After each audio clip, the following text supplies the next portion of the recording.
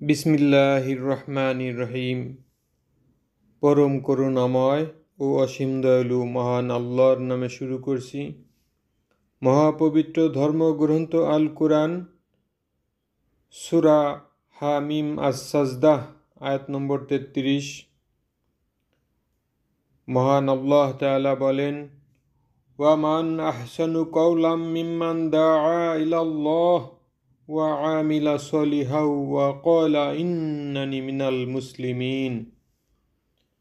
যে মানুষকে আল্লাহর দিকে ডাকে, সৎকর্ম করে এবং বলে আমি একজন মুসলিম, তার কথা অপেক্ষা অতীব উত্তম কথা আর কার হতে পারে।